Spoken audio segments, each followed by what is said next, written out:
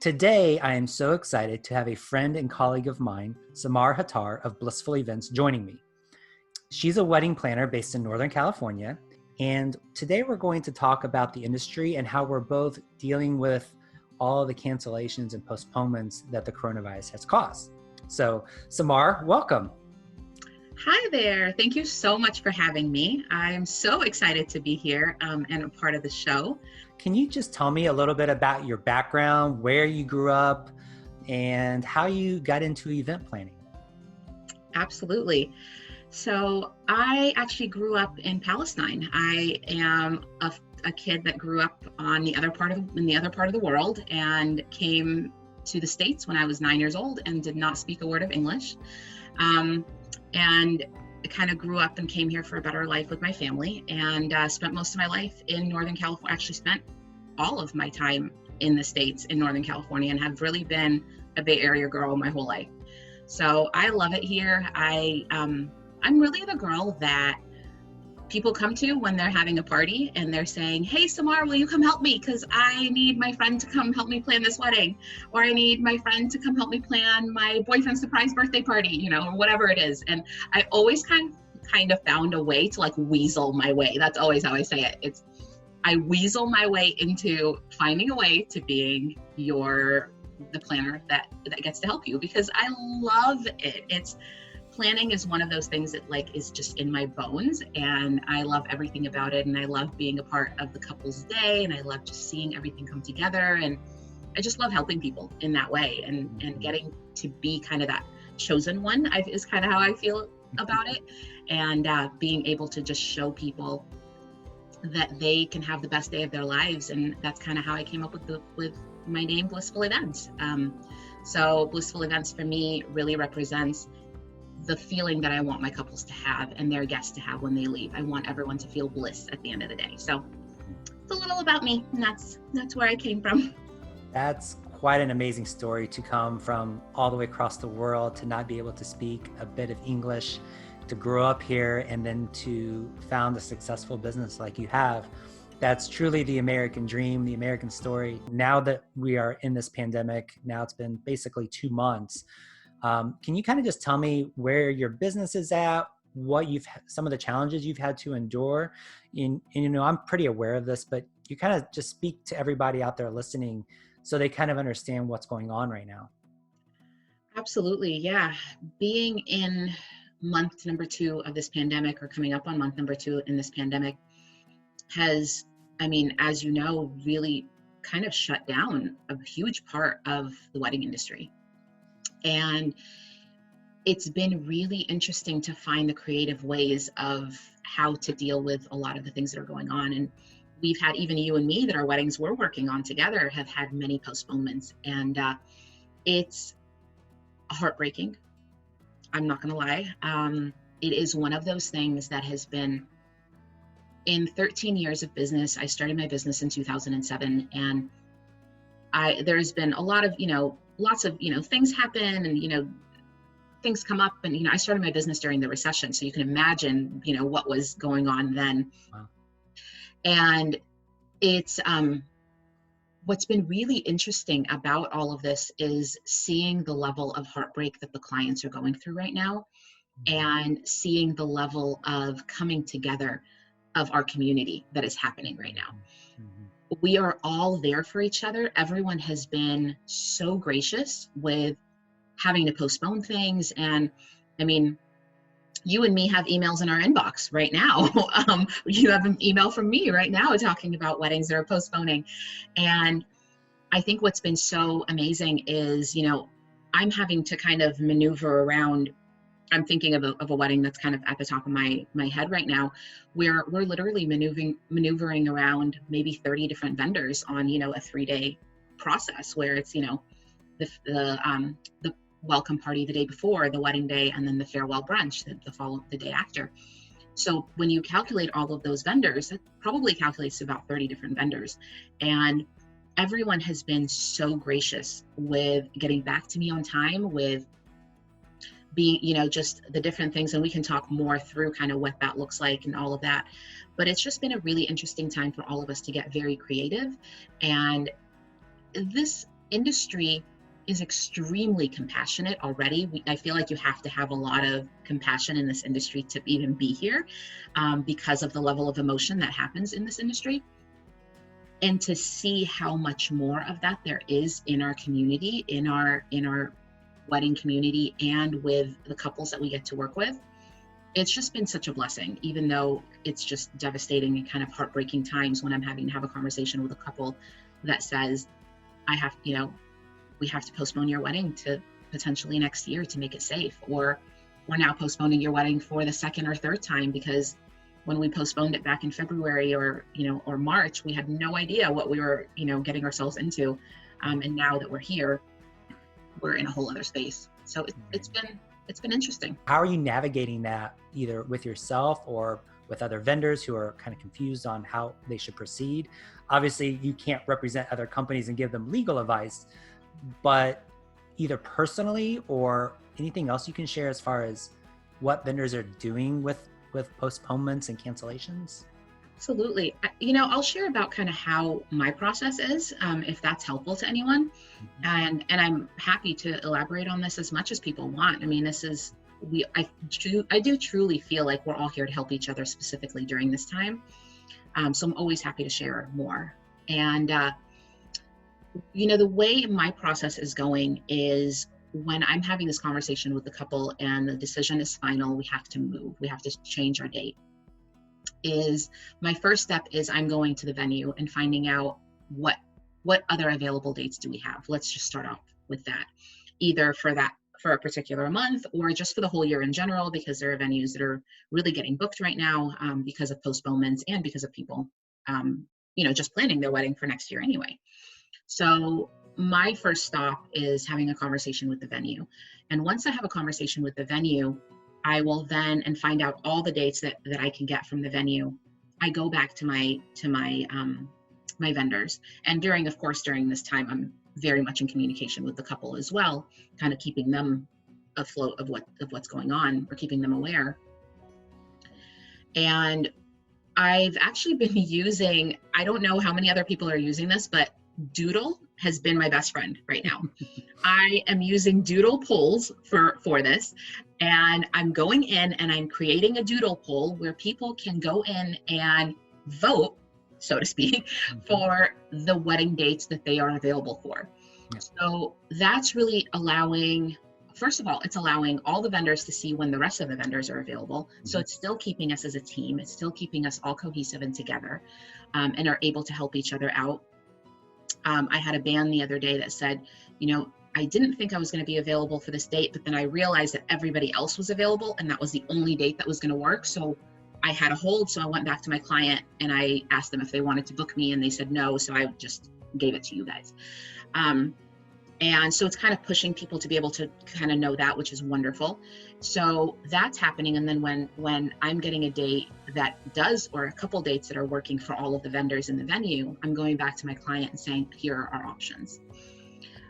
I realize that may be a little bit backwards for some planners. I don't know how other planners are doing it. I have been talking to a lot of my other wonderful colleague planners as well in the industry. And I know that other planners are doing it a little bit differently, where the client is picking the date and then we're going to the vendors. The reason I do it a little bit backwards is because I feel like it creates more of a team that way. The client always knows everything that's happening. The client always is aware that, August 21st is on the table. So I'm constantly in communication with them. And if they say absolutely not, that's not going to work, then of course I'm not going to give that, as an option to the vendor. But it really does create such a different way of creating cohesion and a more supportive environment for everybody involved. And they're able to come to me and say, hey, I can't do any of these dates, or I can. And then we're having a conversation on what that looks like. And the vendors that are not able to do a date, to have any of the dates that we can postpone to, a lot of them are being gracious enough to return deposits. I would never ever tell someone that that's what they should or should not do, because that's just the way I run my business. That shouldn't be a way that I'm doing it in a way that I know I'm being the most ethical and I'm doing the best that I can in my own business. So I would never do that to someone else. So I am just going back and asking, and it's just a simple question from a planner's point of view is, do you have a policy? Would you be willing to X, Y, and Z?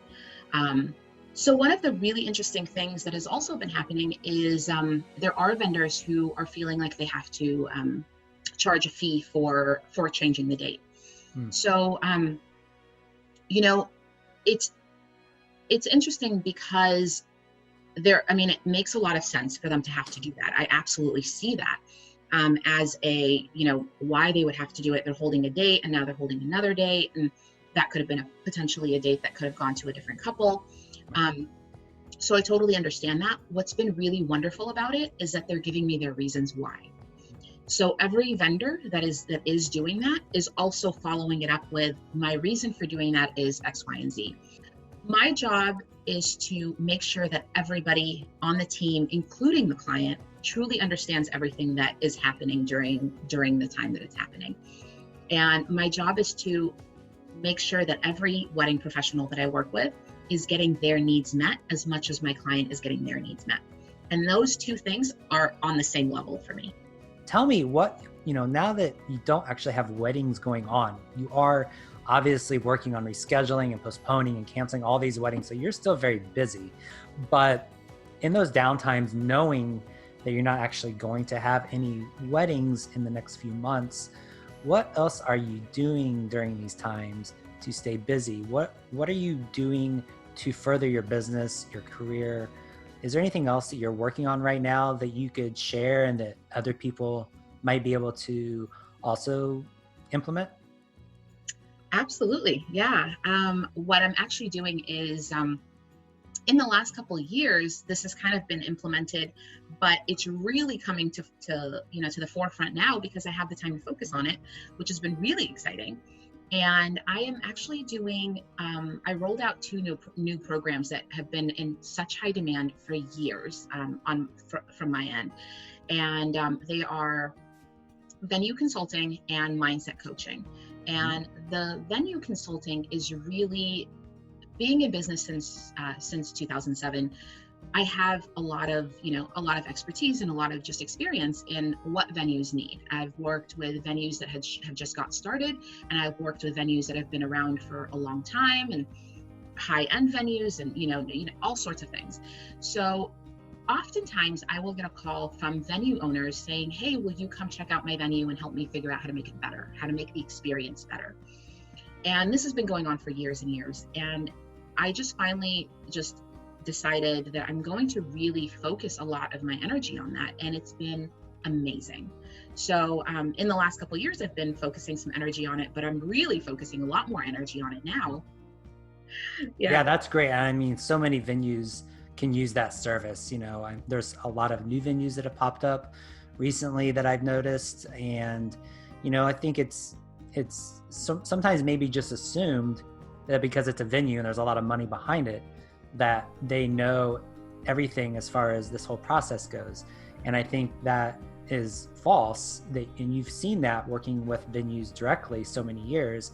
You've seen those holes, and now you're offering the service, which I think is going to be a great fit.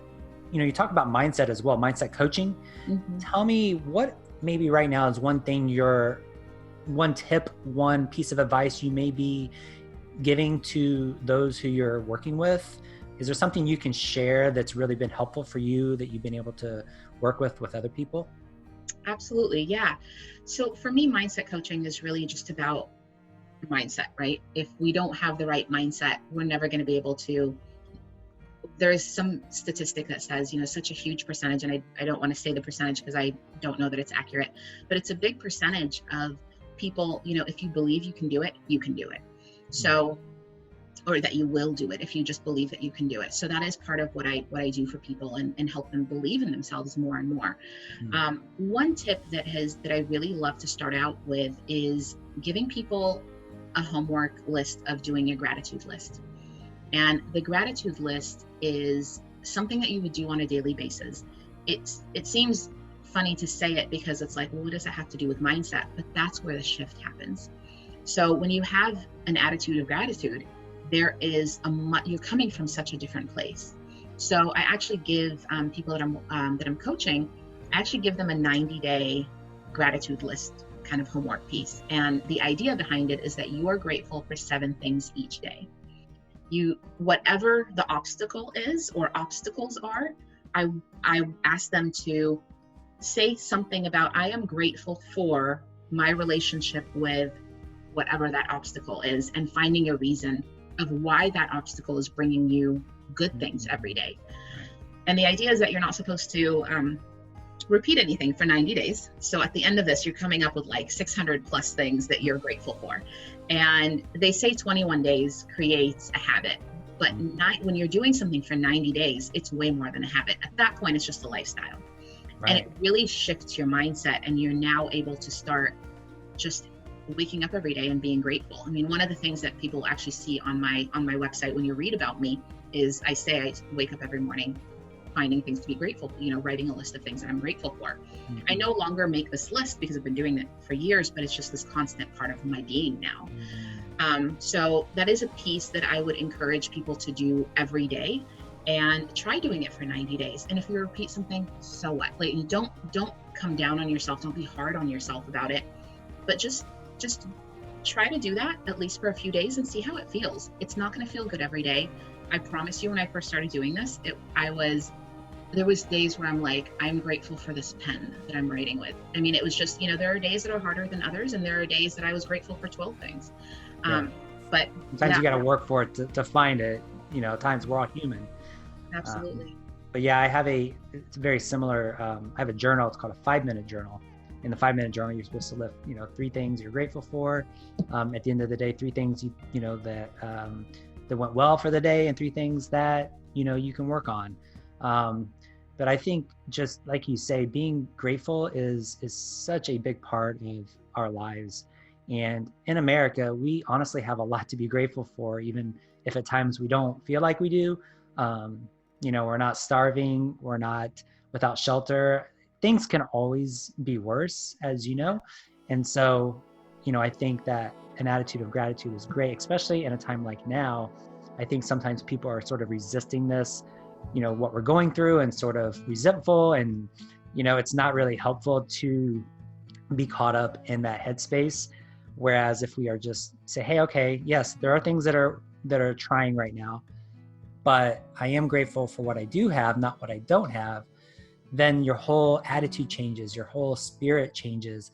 And then that allows you to take action. It allows you to be able to be proactive and come up with ideas and be positive and in your mindset. And I think, that is probably the number one thing that we can do right now, especially as business owners, where, a lot of us are just without work. It's really difficult. And so it's kind of funny, right? Your mindset coaching, you were doing this before this all started, but now, I mean, this is probably the best time to be doing that.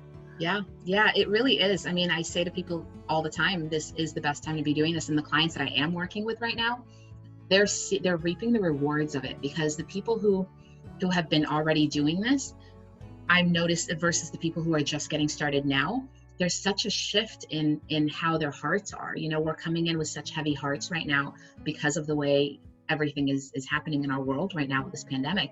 Mm-hmm. And the people who have already been doing the work have already been kind of leaning in with a lot of love, leaning in with a lot of faith, and knowing that there is a light at the end of the tunnel, and that this is not going to be forever. So it's been really interesting to see that.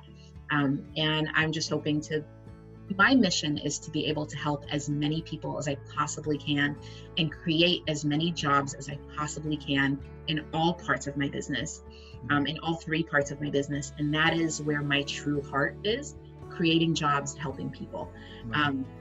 So I feel like being able to offer all of those things right now has just been so rewarding. And I'm just so grateful that I can. I'm so grateful for the gifts that I have to be able to do that.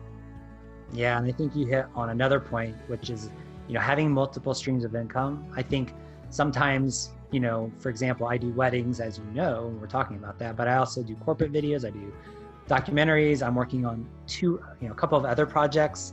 So I think, if you are a wedding videographer or, in the creative space, don't be afraid to go out and try to find new forms of revenue, new passions to explore, YouTube channels or whatever the case may be.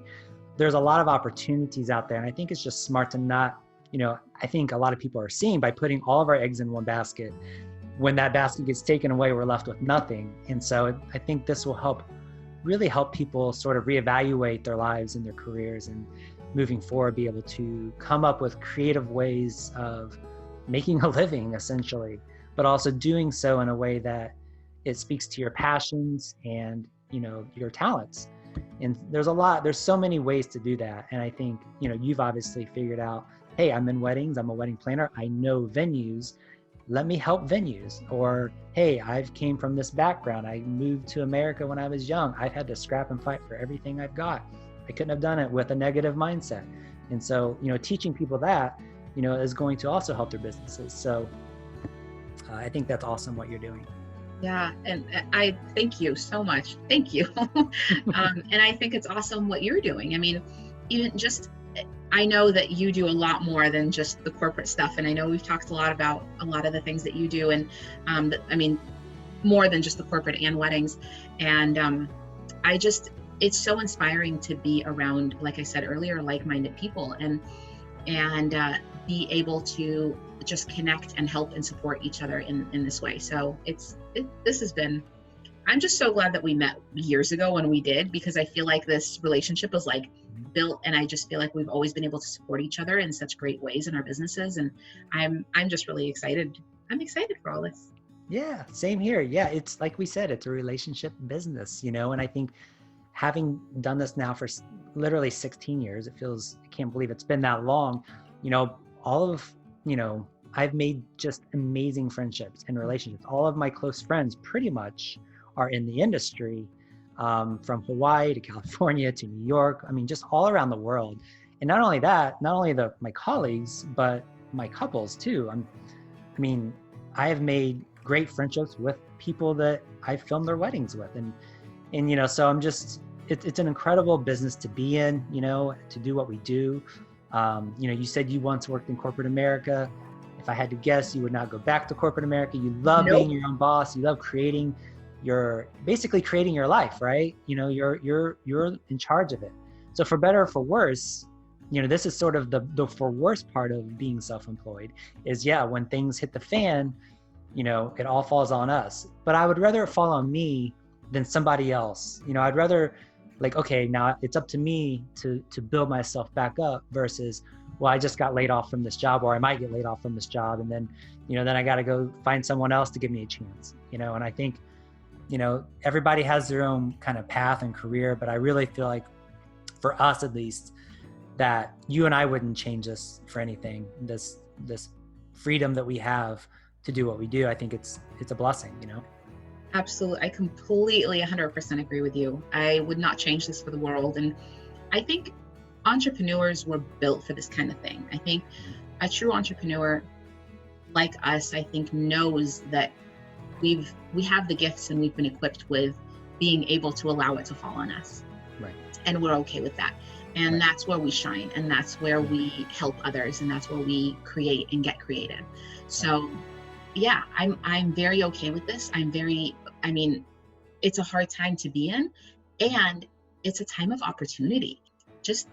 I would just say, let's just keep our eyes open and just see what happens and see how much people can create. It's such an exciting time in our world.